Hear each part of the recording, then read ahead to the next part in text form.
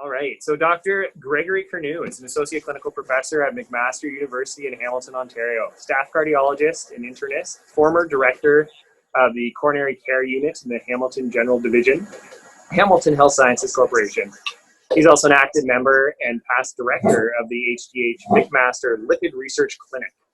He's a previous consultant on the Canadian Coordinating Office for Health Technology Assessments. Dr. Curnew is a medical consultant the Ontario Drug Benefit Program branch in Ontario.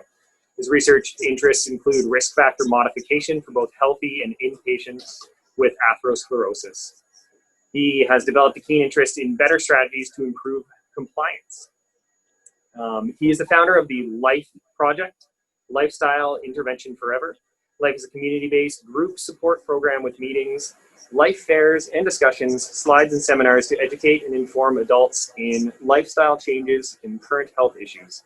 He's developing health kits, books, databases, websites, computer medical records, and other tools to help improve inpatient management.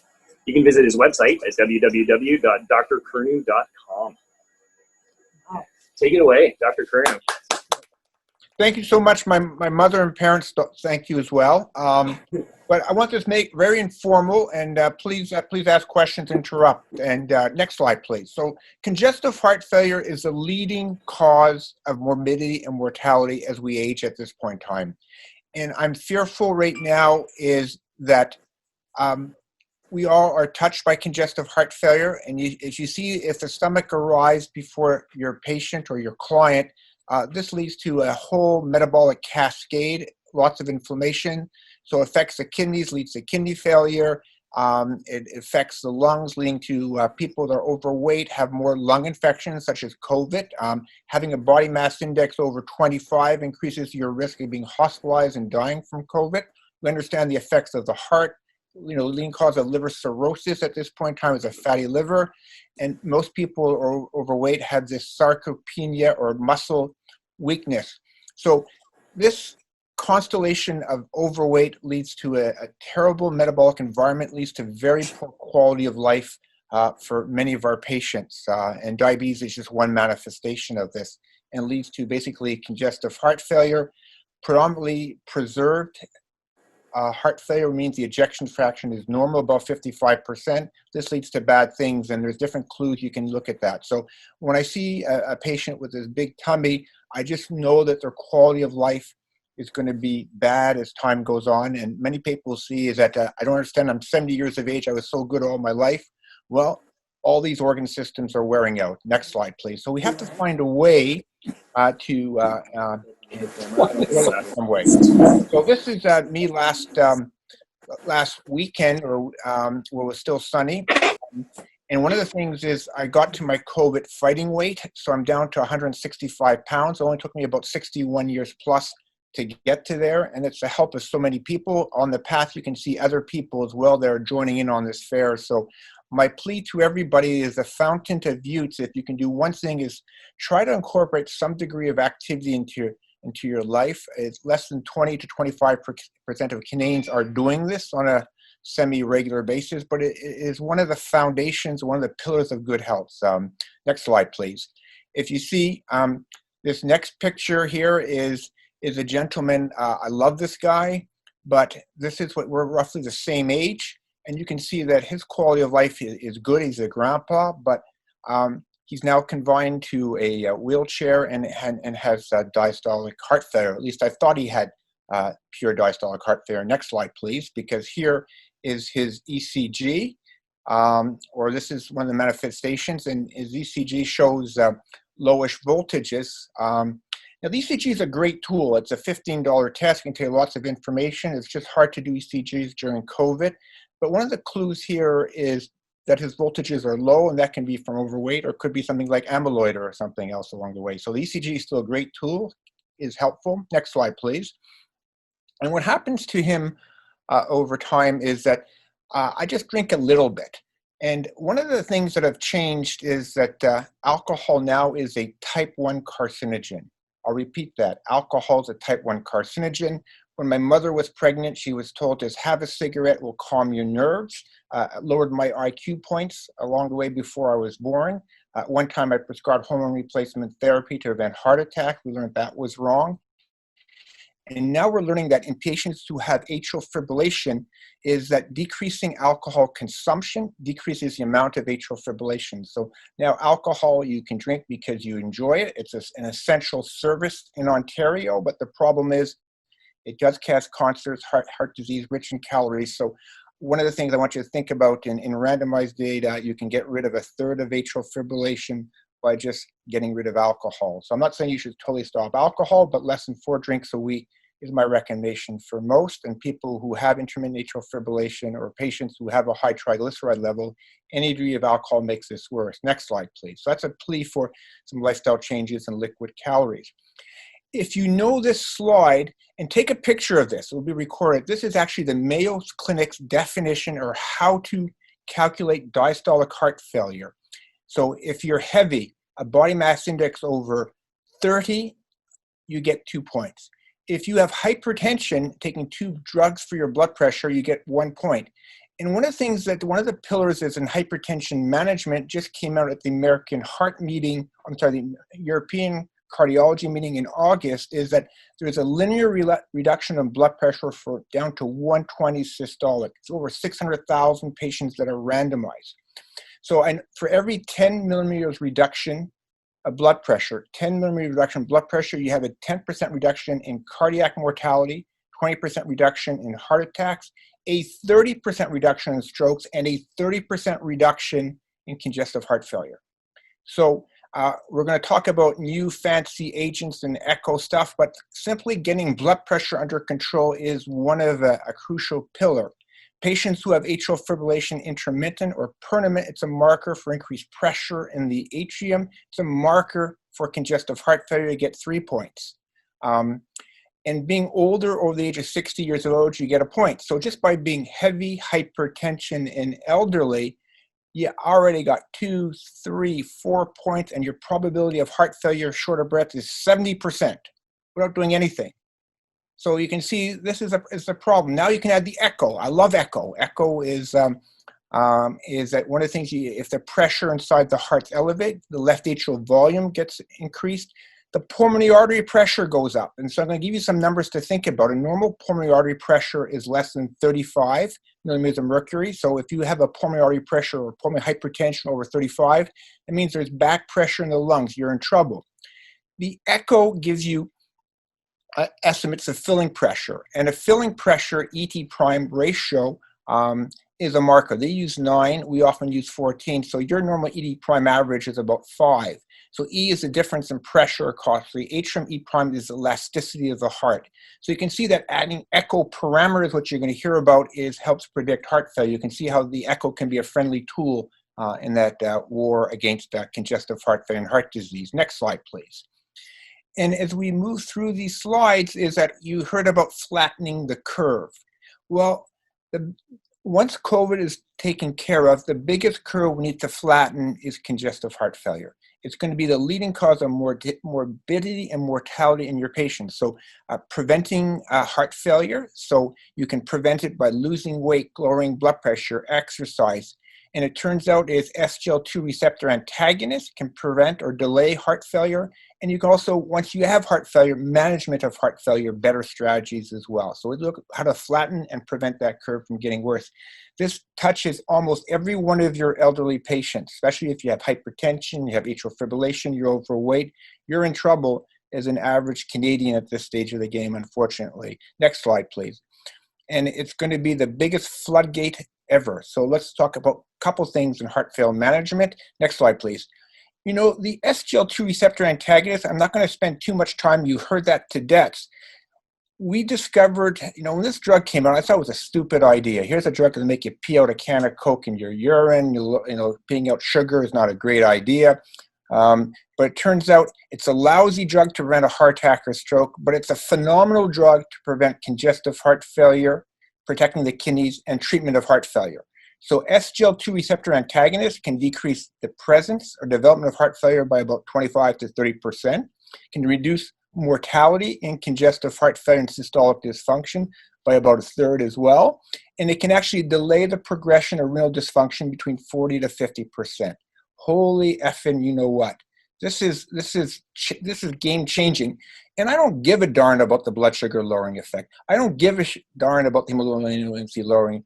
I don't care about that as much because their effects on that are okay. I can do that other ways. There's better drugs to do that if you want to, but these drugs are game-changing drugs, and that was discovered by accident. So anybody who's at risk of heart failure and kidney disease should be considered for these categories of medications. Next slide, please. It's kind of a simple drug. It's an easy drug to use. And here's the data, prevention of heart failure. Next slide, please. I'm not going to belabor this in any way. And they have multiple effects. I'm not going to show you that too as well. You know that as well. So these drugs are designed for blood sugar lowering, but who cares? The effects beyond blood sugar are much more important, and they work down to a GFR at least less than 20 at this stage. Next slide, please. So to me, and this goes into the war against heart failure. This is actually diastolic heart failure. You can actually make the ventricle or property ventricle improve within 4 weeks of starting therapy. Next slide, please, with SGLT2 receptor antagonists.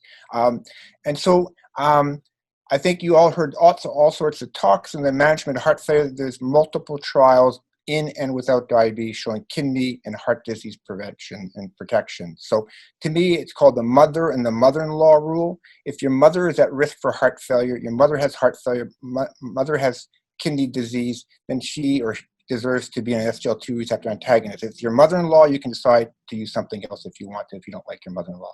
I love my mother-in-law, so I apply both in that circumstance. Next slide, please. Now, if you move into the management of heart failure, you can see this is just showing the protection of kidneys in 2 randomized trials. Next slide, this is DAPA, kidney failure, Korean kidney failure. And the important thing is that kidney function is going to get worse initially. The GFR is going to go down, the creatinine's going to go up. That means the drug's working. So if you're going to stop them, then you're going to see it takes about a year or so before you see protection. And this actually translates, if you go on for 2 to 5 years, you'll see a protection in heart disease, end-stage renal disease, by about between 30 to 40%. And so to me, that everybody gets concerned about this fluctuating GFR, don't look at it so much. If you expect a fall in the GFR initially, but it's going to get better over time, so keep pursuing, don't stop until your GFR is less than 20, or in some trials onto dialysis. Next slide, please. So that's my plea about this. And echoes, I love echoes. Echoes are wonderful, and echoes should be part of your toolbox in managing of cardiovascular disease. Next slide, please. Echo is very good at imaging the heart. You need good people to do this. Now, one of the problems is that the person doing the echo is only as good as the person examining the patient as well, because to really read an echo properly, because so many different ways of using it, it's better as the patient's taking care of the patient, looks at the echo and manages the patient. Just my plea to that is that there's so many ways of looking at the echo, and it's sort of individualized approach. It's like going to the car mechanic. The car mechanic has to look at your car to diagnose the problem and to tinker. So I like tinkering, and I like to tinker with people I look after as much as I can, or if I read the studies for you. So I want this tool to be readily available to you. Next slide, please. We're doing morning, night, afternoon. We're doing evenings and weekends over here. And so so here's a heart that's contracting well at this stage of tennis. It can look for damage to the heart if you've had a heart attack. People have always concentrated on the ejection fraction over 55%, but beyond ejection fraction is extremely important. Look at the valves, the thickness of the heart. So it can tell you so much about that, and the thickness of the heart becoming more and more important. Next slide, please. So I'm talking really fast to get lots of information. Here's a normal echo. Heart contracts well. Next slide, please. You can see that the thickness of the heart is less than 10 millimeters. So you can certainly use chest x-ray to evaluate for congestive heart failure and pneumonia, and that's wonderful. Heart size is not really well evaluated by echo, because it could be pericardium, it could be fat in the way. So I think chest x-ray is a good clue, but it's not as good at looking at the heart and its underlying structures compared to an echocardiogram, period. Next slide, please. If you look at the heart itself, the heart is a wall in the left ventricle. It should be 10 millimeters or less in thickness. And when I see things of thickness of 11, 12, or 13, I worry about this. This turns out to be something called hypertrophic cardiomyopathy, a thickening of the heart muscle. The heart's abnormally thickened through sarcomere um, uh, not working properly. They're overstimulated. Next slide, please. And we now know that hypertrophic cardiomyopathy is present in about 1 in 500 individuals in Canada. And we miss the diagnosis of most of them. It's a leading cause of deaths in young people, but there's also variants that make their place in adulthood. So we developed diastolic heart failure. There's a risk for sudden death.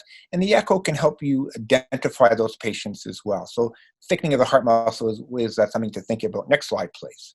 So hypertrophic cardiomyopathy, and here's an example of a very thick heart muscle. Heart muscle thickness should be, again, less than 10 millimeters. This one's about 20 millimeters, and this is a person who has hypertrophic cardiomyopathy that warrants an intervention, possibly a defibrillator or not, but that's a different story. Next slide, please. So people will pass out, sudden deaths, a family history, and this shows you how thick the heart is, that the ejection fraction is super normal, but the heart is filled with just a thickened heart muscle, and that needs to be evaluated. And the echo will highlight that to make that diagnosis. So that's a genetic problem. But these are full advanced cases that you should not see. It shouldn't get to this thickness before you make an intervention. Next slide, please. So looking at the heart. And one of the things is now amyloid. Oh my God, amyloid. When we first started medical school, you had amyloid, you're dead in 6 months is what the classic definition is. And that was for multiple myeloma. In fact, there's over 30 proteins that are secreted. Some can affect the heart to different degrees. And we now have therapy for amyloid, including heart. Next slide, please. So amyloid affects multiple body systems. And that's why is that you need to be an antenna right now. So I understand you get a thickness of the heart muscle. But you know what? If a patient has bilateral carpal tunnel syndrome, that means there's abnormal deposits in the muscle fibers. It can affect the legs, give you neuropathy, affects the kidneys, give you kidney failure, it can affect the brain, it can affect multiple organ systems. So that's why you need to be smart about this. Thinking about is that if I just did the echo and didn't think about the patient, well, any patient that I now see have heart disease who have carpal tunnel syndrome, I worry about could this person have amyloid. Next slide, please. It's a thickening of the heart muscle, and the echo can help you, but other things can help you too as well. And this turns out to be a thickened heart muscle. I often think of hypertrophic cardiomyopathy, a thickened heart muscle. That turns out to be amyloid heart disease, and we have to exclude multiple myeloma first, and then we go on to other ways of making a diagnosis. So just keep your antennas up. So these crosses many domains. Next slide, please.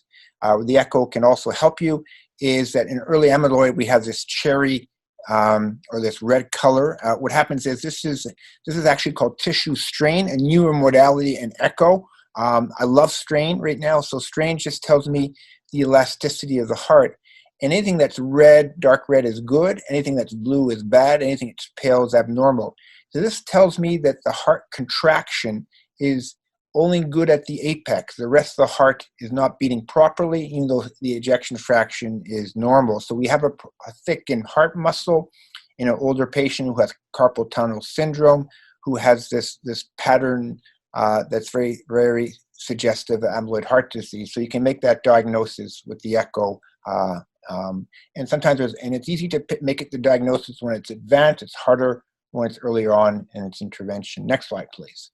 So that's another cause of thick heart muscle. And then we think about, well, echo's been around a long time for looking at valvular heart disease.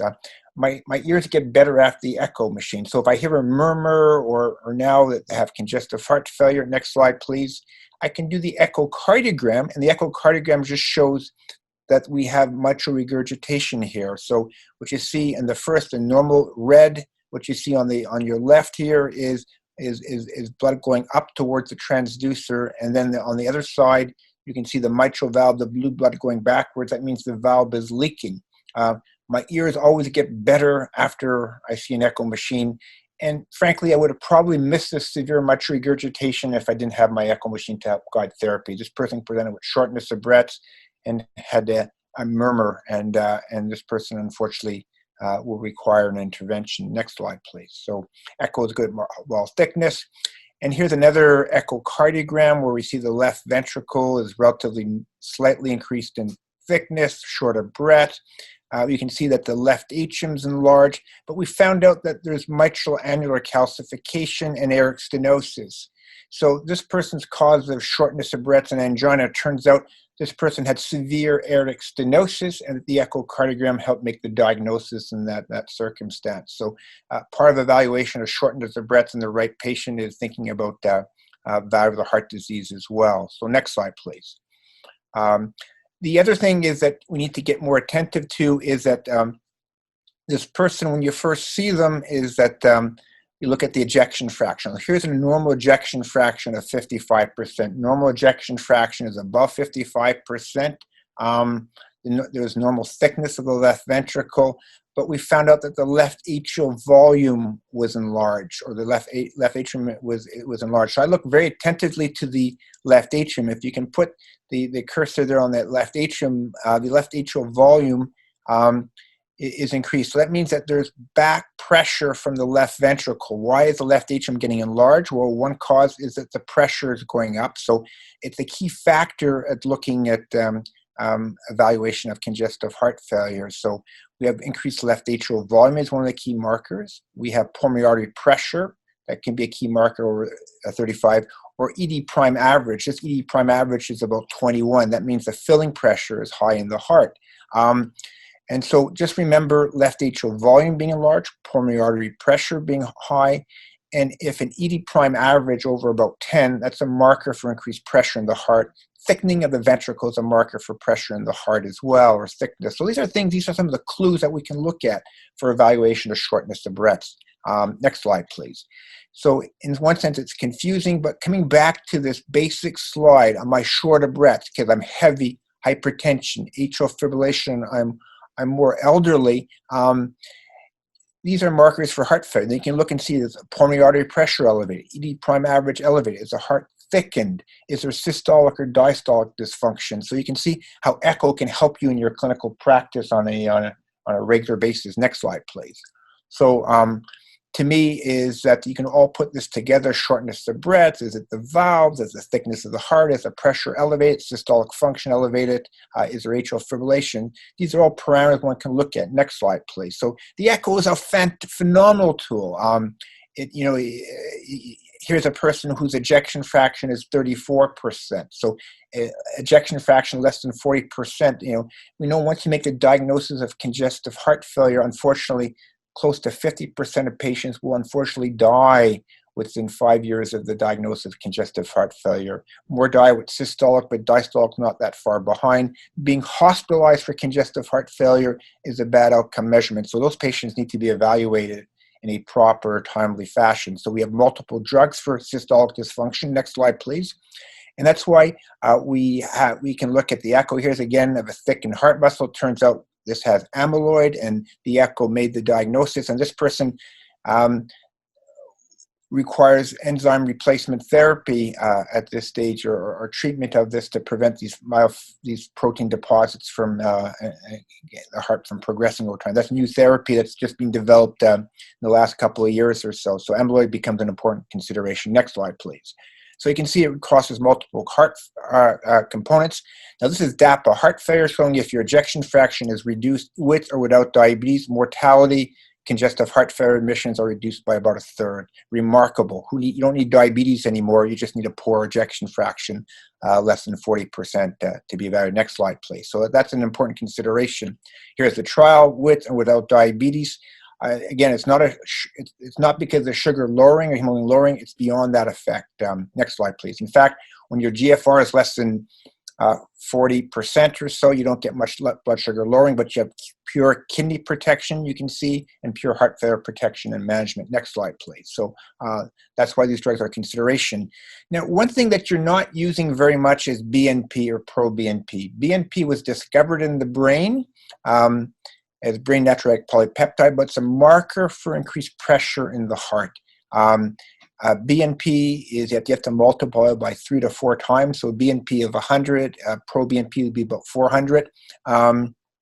They're available at Life Labs as BNP, as Dynacare pro-BNP, prefer pro-BNP. And you can see these cutoff values are different. BNP or pro-BNP are markers for death, for bad outcomes. You should be worried about those patients. Yes, it's not covered by OHIP, but it's a really valuable test. So if I see a pro-BNP over 1,000, I'm really worried about that patient and they deserve extra care. Next slide, please. So it's a marker for congestive heart failure. You can see that here, a drug like Forxiga can actually lower BNP. Next slide, please. It's a marker of neuronal activation. So in systolic dysfunction, we have about 5 pillars right now: ACE, ARB therapy, mineralocorticoid, beta blockers, and now SGLT2 receptor antagonism, such as Forxiga, and has been shown to be of value. You know that in Emperor heart failure, that Jardiance, it shows value as well. So this area, so this is a drug for heart failure discovered in diabetes by accident. Next slide, please. So we learned so much about the management of heart failure. You can see that mortalities are dramatically reduced by the combination of multiple drugs. So you can actually lengthen years of life to people by the treatment of heart failure. Next slide, please. So lots of improvement at this point in time. I come back to, first of all, systolic heart failure, now diastolic heart failure. Diastolic heart failure, losing weight, controlling blood pressure. Don't get old, just stay young. So go out there on your bikes and exercise and eat a plant-based diet as much as you can. And thank you very much for some nice plant-based food today, as much as you can. Nobody's perfect except for my wife, but I surround myself with a team of people to help. Next slide, please. So that slide's a key slide in this. So thickening of the heart muscle is important. So, you know, we think about the left ventricular mass, but I think of the thickness of the ventricle over 10 millimeters makes me think something's going wrong with the heart, from hypertension, congestive heart failure, infiltrative disease. Next slide, please. And the echo can be such a valuable tool to hear. So you've seen these pillars, so it just tells you about the left ventricle, how strong the heart, the thickness of the valves, and use it wisely. And if I can help in any way, be glad to. Right now, last night we did our last echo at 10 o'clock. Someone had to come in for that. We're working day and night, working on weekends. I just love this right now, and I love just new learning. And who would have thought, next slide, an SGLT2 receptor antagonist would change outcome in measures. So Stuart is a person that has who's managing these slides for me, but he manages our YouTube site. And I thank Stuart and then Paul and a team of about 50 McMaster students that have made this really a work in progress. So we'll put this up there if you'd like to. It's welcome to yourself and to patients. I will just say that next time you tell a patient that the cholesterol pill may be causing your soreness, the internet says that 3 million hits for statin intolerance. It's the act of giving a pill. It's a placebo effect. It's the act of taking a pill, not the medication. So lots to learn. If you want Chad's plant-based eating, congestive heart failure, diabetes management, we've done it. We will do it. Next slide, please. So my plea to everybody is that just think about how to decrease the burden of congestive heart failure, how to decrease the burden in your life of lifestyle changes. They're so important. I played tennis all summer with some patients, gone bike riding. We can't do the CN Tower climb right now, but we'll go for walks. Tomorrow night after our webinar, we had the webinar live at 7. They're all recorded. Going to walk up those stairs. And I also want to be available. We need to be a sense of community. And I consider myself as everybody's part of my extended family, from patients. I put my cell phone in there. If you need to call, text, fantastic. There's an email that goes right into Jen looks at that. There's our phone number, our office number. There's OTN, there's phone calls, there's texting. If I can help in any way. So I hope to show you that there's so much that we learned at this point in time. You know, at one time I thought alcohol was good. It looks like it's bad. And I learned that EPA is good, that all the fish oil capsules that people take cause atrial fibrillation, likely don't do any good. Then that an SGLT2 receptor antagonist prevents heart failure, treats heart failure, and protects the kidneys. And that was just by luck that happened. And, this year is going to be, or next year is going to be the year of how the pharmaceutical industry has saved the world. Sorry. There's a vaccine out there. There's a series of vaccines that are game changers. So the management of heart failure is going to be the next game changer, and we can do a better job of this. So I'm pretty excited about the practice of medicine and curiosity. I know I can talk fast, and I'm sure there's lots of questions, but the echo is a tool that you need to be part of your toolkit. And I hope this gives you some ideas on how you can use the echo for both systolic, diastolic, valvular heart disease. I'm short of breath. Don't forget the spirometry. Don't forget the other modalities. But usually they're all linked together. And if you remember that slide about congestive heart failure, is that you have congestive heart failure, you have kidney problems, you have diabetes, you have liver disease, you have depression, you have anxiety, and let's work together and to make an impact on this. And I enjoy tinkering at the lungs with the heart, the kidneys, and all the above. So I think I'll pause over here and take a breath and answer any questions that you have, comments or thoughts for people. If I can help in any way, the door is always open. And those are ways of getting hold of us, including my cell phone number. Any thoughts from anybody? Yeah, Dr. Kerner, I got a question for you. It's Craig Brown here. Can you hear me? Sure, please. Yeah. So if you get a ECG as part of your regular yearly checkup, physical, would it be worth doing an echo as well, or is if the ECG is normal, then it eliminates the need for an echo? No, the ECG is basically costs less than $15. An echo is about $200 test.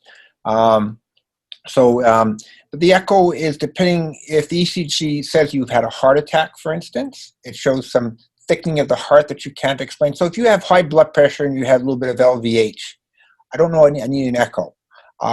Where I might need an echo in hypertension is that, the blood pressure is always high at the doctor's office, not high there. The patient's arguing about you. I don't have hypertension. It's a white coat effect. If you then show an echo LV thickness, it might, say, listen, you have end organ damage. You're taking multiple medications. So for regular nil hypertension, I don't need it. For complex hypertension, or when things aren't going well, it might be helpful. I'm short of breath, and I listen to the lungs. I'm wheezy. I'm bronchospastic. I don't need an echo, but I'm short of breath. But I smoked in the past. I stopped smoking. My legs are swollen. I'm getting more short of breath, and I may have heard a murmur or not heard a murmur. I can't listen for a murmur during COVID. Just last week, this gentleman went to a retirement home. The doctor was afraid to examine him since he's been in a retirement home. But it turns out he has bad congestive heart failure from severe stenosis, and that wasn't recognized over 20 years. I understand that. It's hard to recognize, but he was short of breath, had swollen legs. The echo really changed the outcome measurement. You have diabetes. Now, if you're a brand new type 2 diabetic, you're probably not at risk of congestive heart failure, but you've been a diabetic for 10 years, you have some proteinuria. You don't need an echo machine to be on SGLT2 receptor antagonist, but you might, my shortness of breath, is my heart failure getting worse? Have I had a silent heart attack, for instance, or do I have diastolic heart failure? These are important. I have a family history of sudden deaths in the family. Do I have a thickened heart muscle? Do I have a hypertrophic cardiomyopathy? So it really, you have to sort of focus that effect. In the last little while is, I had this patient who had heart failure for many years, but he had carpal tunnel syndrome, bilateral surgery, 5 years ago and 3 years ago. And then now the light goes off. Could he have amyloid? Turns out he has amyloid heart disease. So these are things that it just sort of adds to that. So you have to put all these pieces together. It's not just the echo; it's the echo and the other company it keeps. But the echo is just it's a good test. We don't want to overuse it because it is relatively expensive, but we got to use it right and wrongly. So people say I'm short of breath because I'm depressed, I'm anxious. Sometimes they all play a role, but you also have congestive heart failure in that mixture, both systolic and diastolic, so that's where it can help you. I hope that helps you a little bit. Yeah, thank you. That was good. Yeah. Thank you. So I know Mary, for instance, has done a lot of things like Holters and monitors and things of that nature. So if you detect things like atrial fibrillation, you need to, or lots of extra heartbeats, is the heart structurally normal or not? So if you see a patient that has, a few thousand PACs or PVCs, is there any structural heart disease that needs to be worked on and things of that nature as well? So that would be helpful. but this part of, shortness of breath directed towards the heart, and to help people understand is that, I'm just overweight, doctor. Well, you're overweight, but you have diastolic heart failure. Your left ventricle is 12 millimeters. Your left atrial volume's increased. Your pulmonary artery pressure is 40 millimeters of mercury. ED prime average is 16. Ma'am or Mr. Jones, you're in big trouble. You have heart failure today. The clock is ticking. Is that overall the mortality can be 50% at 5 years, but we picked yours up earlier. You haven't been hospitalized yet. Let's start working on that. Will that be the, a game-changing move to say, listen, this is individualized care for my shortness of breath. It's not just deconditioning. I do have congestive heart failure, diastolic heart failure. On the other hand, I'm short of breath. I had a heart attack 5 years ago. Your left ventricle is dilated. Your ejection fraction is 30% right now. We have 5 drugs to make you live longer. We can add years of quality of life to your existence at this point in time. But starts off with prevention as well, so it's good when it's end stage. So there's so much that it can do right now.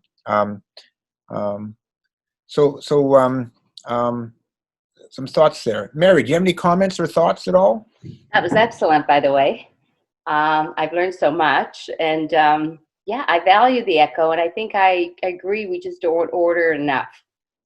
Yeah. We don't order enough, and it's going to contact. I wish we could have more conversations about that, because one of the things that I don't want to just give a standard talk. I want to tailor to what happens into a patient that doesn't stick out and stuff like that. There's many things that I don't always understand, and it's good to converse and talk and things of that nature as well. So I certainly don't mind talks and conversations at any point in time.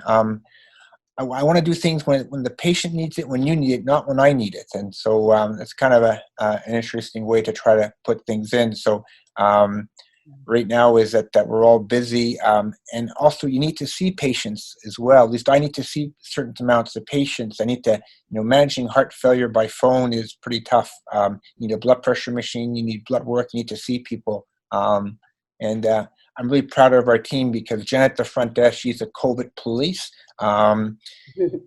She screens, and if she doesn't like something, she won't let them through the front door, and we have discussions, and I really value how she's added to that. She keeps our bubble safe, and yeah, we have a great team. We're still working I think we're working harder than ever. Everything's harder. One of the things I found is, I'm not sure if anybody's using Medios right now. It's not a bad system, especially for emailing requisitions for blood work and stuff right now, is that try faxing to the lab. They don't get the labs closed. Where Medios, you can, if you have an email, you can actually have it on your email. You can do that at any point in time you want to. We need to work more on the visualization part of it. Man, oh man, the vaccine was developed in 15 years of work in 1 year, and it's changing. So we're looking at virtual medicine. So our virtual medicine compared to 3 months ago has changed. It's going to look different in 3 months from now. And I'm really proud of people like Stuart and other people that made this possible. And it's really much a great team approach. So, how to work better together in some ways as well. Thanks so much. Yeah. All right. Well, thank you so much. Any other comments from anybody? Thank you so much, Dr. Kernu. This was very valuable and informative. Well, and one of the things that you're going to forget 80% of what's said today, and hopefully going back and looking at some point in time might be helpful. So thank you so much for all your hard work, and I want to thank the team of AstraZeneca for what they've been able to help and make things happen, from diabetic educator to different tools and things of that nature. A special thanks to Jackie, I've known forever. And just everybody just working together to make patients' lives better. So I'm going to bid everybody a great afternoon. Thank you so much. If you could send the link for the recording, maybe if people want to review it, that would be helpful, and we can pass it on to the rest of the team.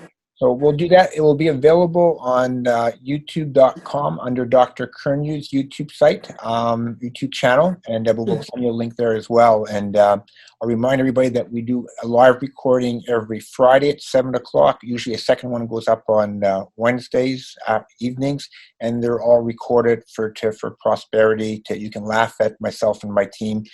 The students at McMaster have done some phenomenal good work at doing this. I couldn't do it without them, and I thank everybody for their participation. I thank you all for including us over your lunch, and we'll talk whenever we need to. Take care, everybody. Okay, thank you so much, everyone. Thank you, Dr. Great Kernia. day. Bye, Greg. Bye-bye.